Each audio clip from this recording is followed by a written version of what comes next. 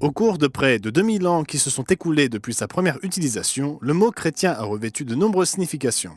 Et ce faisant, il a perdu presque tout son sens, au point qu'aujourd'hui, beaucoup de ceux qui se disent chrétiens ne seraient pas reconnus comme tels par le fondateur du vrai christianisme lui-même, Jésus-Christ.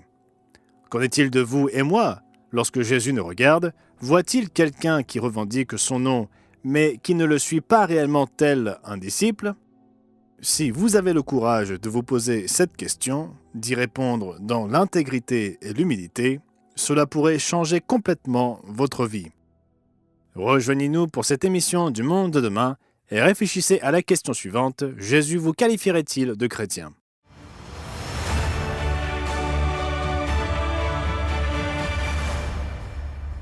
Nous vous souhaitons tous une chaleureuse bienvenue ici au studio du Monde de demain avec notre sponsor, l'Église du Dieu vivant. Notre objectif est de vous aider à comprendre votre monde à travers les pages de la Bible. Et la question d'aujourd'hui a le potentiel de changer votre vie à jamais, et pour le mieux, si vous êtes prêt à embrasser la vérité de la Bible plutôt que les mensonges courants, commodes et populaires. Notre question d'aujourd'hui est de savoir si Jésus nous reconnaîtrait individuellement comme chrétiens. Et avant de nous lancer dans la réponse à cette question, je dois vous avertir. Certains des points que nous allons aborder aujourd'hui pourraient mettre quelques-uns d'entre vous mal à l'aise, voire vous irriter. Ces points m'ont mis mal à l'aise et rendu furieux la première fois que je les ai entendus. C'est souvent le cas avec certaines vérités qui nous font avancer dans la vie et dans notre relation avec Dieu. Mais j'espère que vous resterez avec moi pendant toute la durée de l'émission et que vous m'écouterez attentivement jusqu'au bout. Cela vous demandera peut-être du courage, mais découvrir la réponse que donne la Bible à cette question pourrait bien être la chose la plus importante que vous ayez jamais faite dans votre vie. Au cœur de notre discussion d'aujourd'hui se trouve le mot chrétien. C'est un mot intéressant, un mot simple dont le sens semble évident, et pourtant un mot qui est aujourd'hui source de tant de confusion. La Bible elle-même rapporte la première fois où il a été utilisé dans l'histoire. Nous le voyons dans le livre des Actes, au chapitre 11. C'était suffisamment tôt dans l'histoire de l'Église parce que l'apôtre Paul n'était même pas encore apôtre, et il s'appelait toujours Saul. Barnabas se rendit ensuite à Tarse pour chercher Saul, et l'ayant trouvé, il l'amena à Antioche. Pendant toute une année, ils se réunirent aux assemblées de l'Église et ils enseignèrent beaucoup de personnes. Ce fut à Antioche que pour la première fois, les disciples furent appelés chrétiens. Nous voyons ici à Antioche qu'il y avait des disciples de Jésus-Christ et ils étaient suffisamment nombreux pour qu'on commence à les appeler chrétiens, les identifiant ainsi comme les disciples de celui qu'on nommait Christ. Certains ont émis l'hypothèse que le nom chrétien aurait même pu être à son origine une insulte, mais qu'il ait été utilisé comme une insulte ou non, les premiers disciples de Jésus semblent l'avoir accepté. Au chapitre 4 de la première épître de Pierre, l'apôtre utilise ce mot pour encourager ses frères et sœurs dans la foi qui étaient persécutés. Mais si quelqu'un souffre comme chrétien, qu'il n'en ait point honte, mais que plutôt il glorifie Dieu à cause de ce nom. Dans les épîtres du Nouveau Testament, nous voyons les disciples s'appeler entre eux frères et sœurs. Mais le mot chrétien aidait à les identifier comme ceux qui croyaient, suivaient et obéissaient aux enseignements de Jésus-Christ et les distinguaient du reste du monde.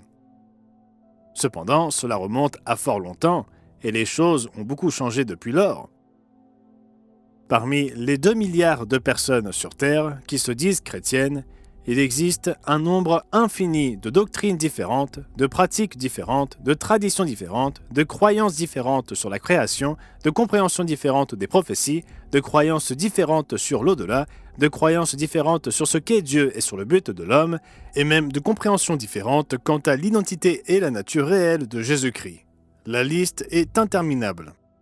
Franchement, en tant que directeur de la revue du Monde de demain, j'ai pu constater à quel point le mot chrétien est un véritable défi. Il a pris tellement de sens différents qu'il est devenu une source de confusion. Lorsque nous utilisons le mot chrétien, bon nombre de nos centaines de milliers d'abonnés pensent à des choses différentes, tout comme nos centaines de milliers de téléspectateurs. Revenons maintenant à l'essentiel et formulons la question d'aujourd'hui de la manière suivante. Si un vrai chrétien est un disciple et un adepte de Jésus-Christ, qu'est-ce que cela signifie? Comment pouvons-nous savoir si Jésus nous reconnaîtrait comme l'un de ses disciples? Et s'il ne le ferait pas, en quoi devons-nous changer? nous allons aborder 5 points clés qui identifient les véritables disciples de Jésus-Christ et que la plupart des gens ne comprennent pas. Le premier point peut sembler le plus évident, mais ne vous méprenez pas. Numéro 1, un disciple de Jésus croit en Jésus-Christ et le suit. Cela pourrait vous amener à penser « Excellent, c'est tout à fait moi, je crois en Jésus ». Mais la Bible réfuterait cette conclusion et vous demanderait « En quel Jésus croyez-vous » Car beaucoup croient en un Jésus-Christ, mais ce n'est pas le vrai Jésus-Christ. Ne me croyez pas sur parole, croyez plutôt l'apôtre Paul. Dans sa deuxième épître aux Corinthiens, au chapitre 11, Paul aborde cette possibilité très réelle. Toutefois, de même que le serpent séduisit Ève par sa ruse, je crains que vos pensées ne se corrompent et ne se détournent de la simplicité à l'égard de Christ. Car si quelqu'un vient vous prêcher un autre Jésus que celui que nous avons prêché, ou si vous recevez un autre esprit que celui que vous avez reçu, ou un autre évangile que celui que vous avez embrassé, vous le supportez fort bien. Oui, il y a un autre Jésus. Jésus lui-même avertit ses disciples que plusieurs viendraient sous son nom, le proclamant comme Christ, mais ce seraient de faux enseignants qui séduiraient beaucoup de gens. Et c'est ce qu'ils ont fait. Dès le 1er siècle, les apôtres du Christ exhortaient à combattre pour la foi authentique qui a été transmise aux saints une fois pour toutes. Alors que le christianisme est la religion la plus répandue sur notre planète, Jésus dit que ses véritables disciples formeraient un petit troupeau sur la terre.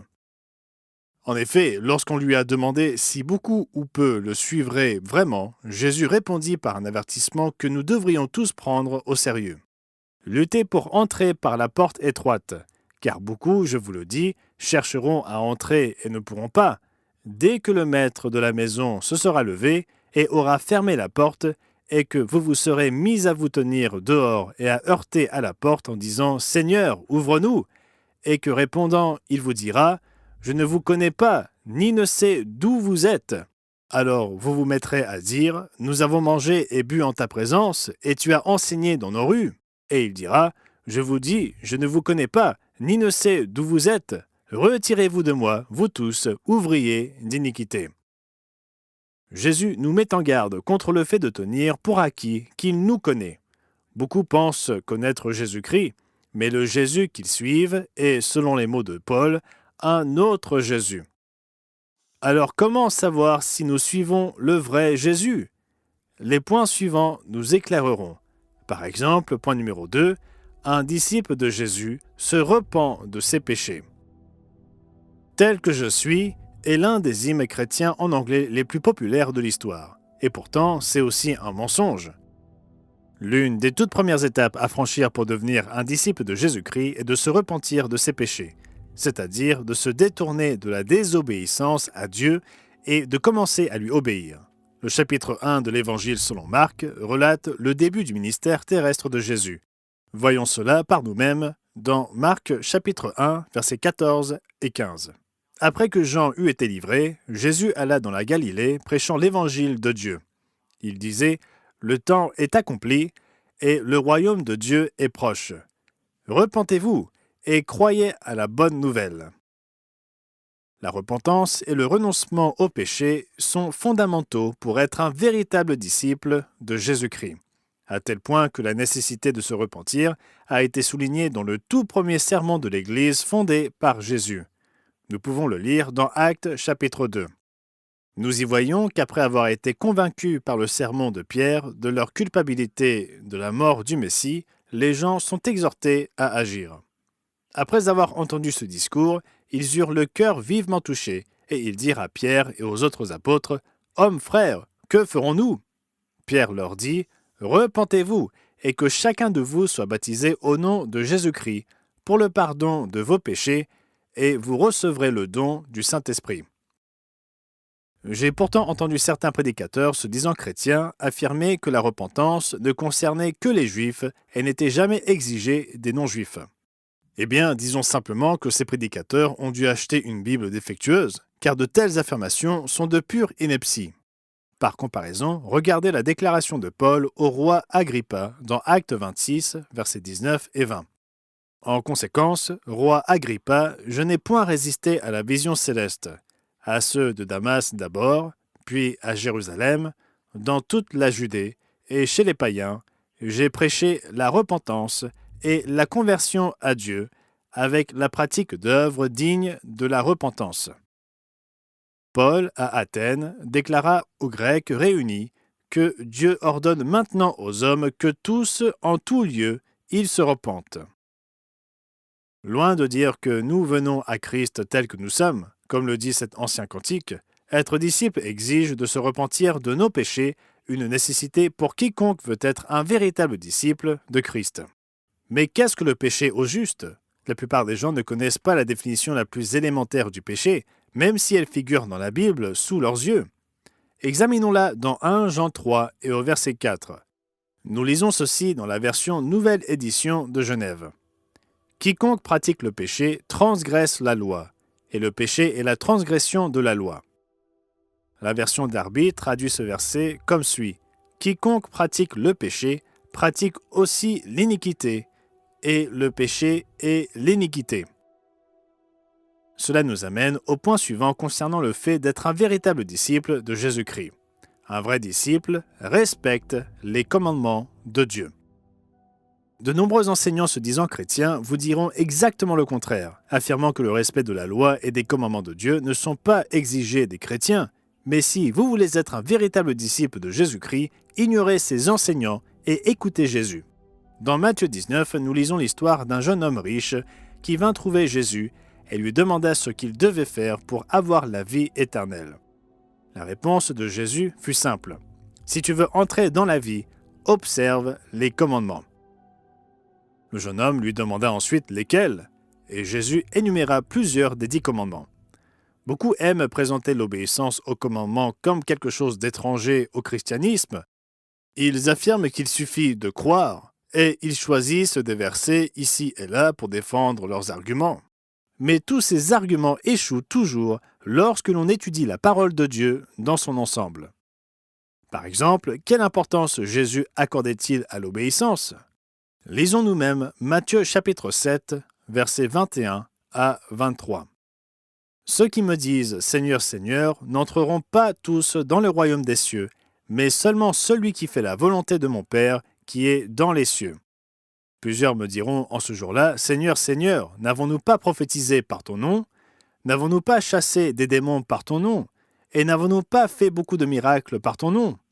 Alors je leur dirai ouvertement « Je ne vous ai jamais connus. Retirez-vous de moi, vous qui commettez l'iniquité. » Maintenant, remarquez ceci. Ceux qui professent le nom du Christ et accomplissent même des miracles en son nom, mais qui pratiquent l'iniquité et transgressent la loi de Dieu, sont informés par Jésus-Christ lui-même qu'il ne les connaît pas. Si Jésus lui-même ne nous reconnaît pas comme l'un de ses disciples, comment le mot chrétien peut-il s'appliquer à nous ? Jean, l'un des 12 apôtres et qui a vécu le plus longtemps, l'avait compris. Regardons dans 1 Jean qu'il rédigea vers la fin du 1er siècle. Jean est souvent appelé l'apôtre de l'amour, en raison de l'importance qu'il accordait à la nécessité pour les chrétiens d'aimer son prochain. Mais il pourrait tout aussi bien être appelé l'apôtre de la loi, car il insistait également sur l'obéissance aux commandements de Dieu. Encore une fois, ne vous contentez pas de me croire sur parole, regardons ensemble 1 Jean chapitre 2, versets 3 et 4. Si nous gardons ces commandements, nous savons par cela que nous l'avons connu. Celui qui dit « je l'ai connu » et qui ne garde pas ces commandements est un menteur, et la vérité n'est point en lui.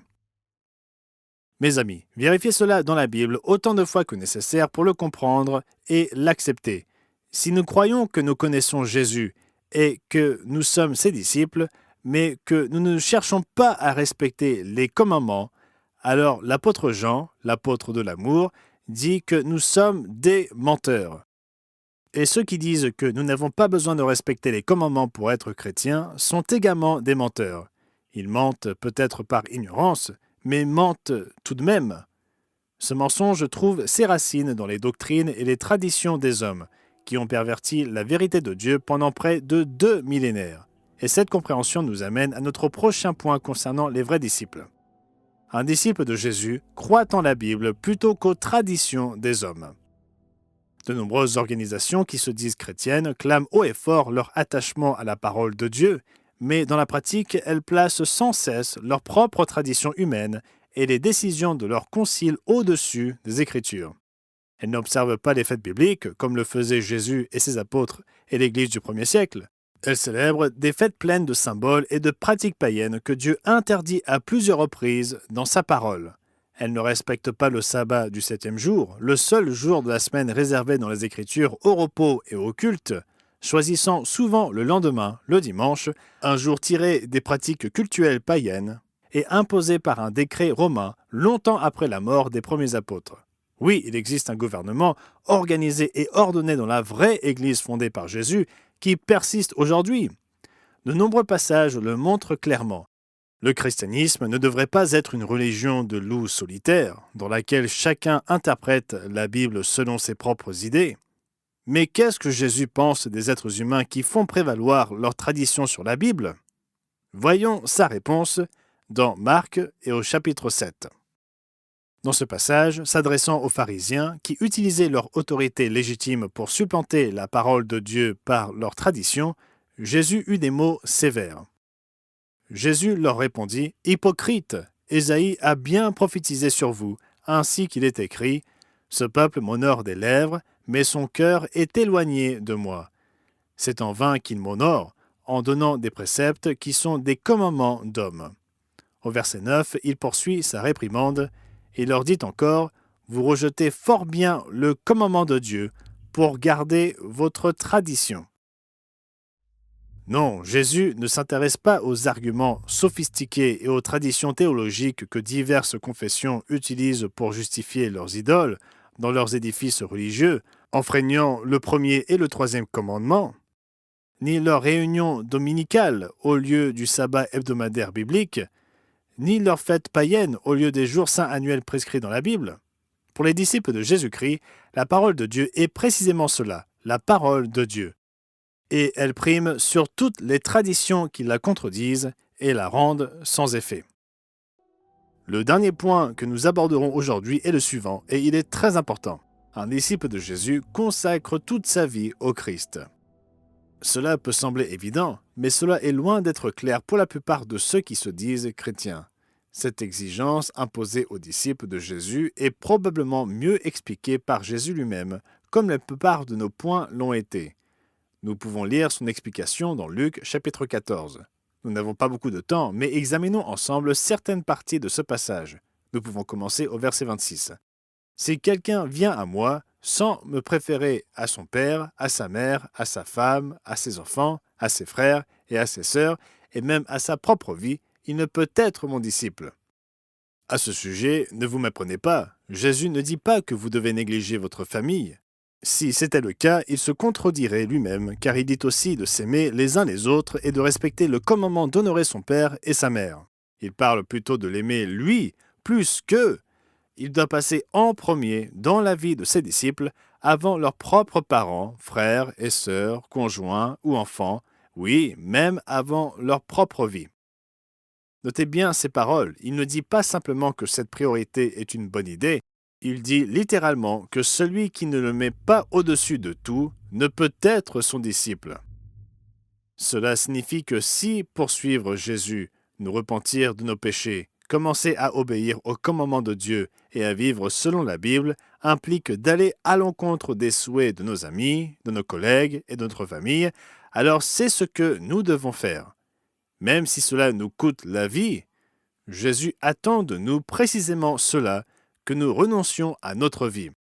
Comme il le dit vers la fin de ce passage, « Ainsi donc, quiconque d'entre vous ne renonce pas à tout ce qu'il possède, ne peut être mon disciple. » Ce sont des mots puissants à ne pas prendre à la légère. Tout ce que nous avons signifie littéralement tout ce que nous avons. Nos relations professionnelles et commerciales, nos préférences personnelles et politiques, nos loisirs et passe-temps, tout ce que nous avons doit être déposé aux pieds du Christ et considéré comme des outils au service de son dessein. Ce sont des sacrifices que nous sommes prêts à faire pour son royaume et sa justice. La bonne nouvelle, à bien des égards, c'est que la récompense est souvent immédiate pour avoir agi ainsi. Par exemple, il est remarquable de constater à quel point un mariage peut devenir meilleur et plus heureux lorsque le mari et la femme placent Jésus-Christ véritablement au premier plan dans leur vie, avant même leur conjoint. Cependant, je mentirais si je disais que l'engagement envers le Christ n'implique jamais le renoncement à certaines choses. Pourtant, être prêt à aller au-delà des étiquettes réconfortantes, mais finalement déroutantes, telles que l'étiquette de chrétien, et s'engager à devenir un véritable disciple de Jésus-Christ, offre des récompenses bien plus profondes que tout ce à quoi nous aurions à renoncer dans cette vie. Une relation réelle et vivante avec notre Créateur et notre Sauveur, le pardon des péchés et le don du Saint-Esprit habitant en nous, la force que nous donne la compréhension du but de la vie, qui est de devenir à terme membre de la famille de Dieu, et l'espérance d'une gloire, d'un amour et d'une joie sans fin avec notre Père, avec le Fils de Dieu et avec nos fidèles frères et sœurs en Christ, alors que nous entrons dans l'éternité au retour de Jésus-Christ. Ne prenez pas votre cheminement spirituel pour acquis.